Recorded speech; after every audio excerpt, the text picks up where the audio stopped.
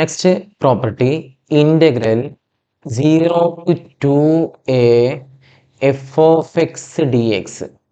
ഇതിനെ 0 to 2a half 0 to a again 0 to a ഇങ്ങനെ രണ്ട് ഇൻ്റഗ്രലായിട്ട് സ്പ്ലിറ്റ് ചെയ്യാൻ കഴിയും.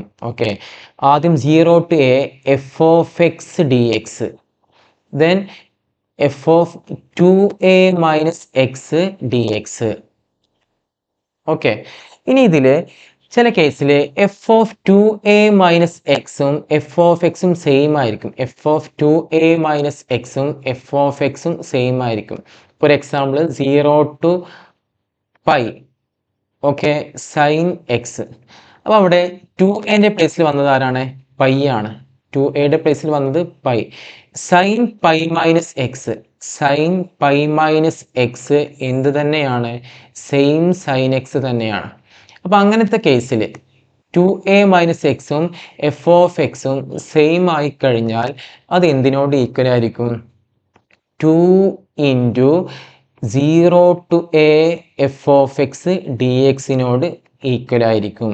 അതായത് ഇതും എന്തിനോട് ഈക്വലായി വരണം? എഫ് ഓഫ് എക്സിനോട് ഈക്വൽ ആയി കഴിഞ്ഞാൽ എന്തായിരിക്കും വരിക? 0 to a F of X D X plus again 0 to a F of X D X. അതെന്തായിരിക്കും? 2 into 0 to a F of X D X. എന്നാൽ ഇനി അടുത്തൊരു കേസ് നോക്കിക്കോളൂ. അടുത്തൊരു കേസ് എന്താണ്?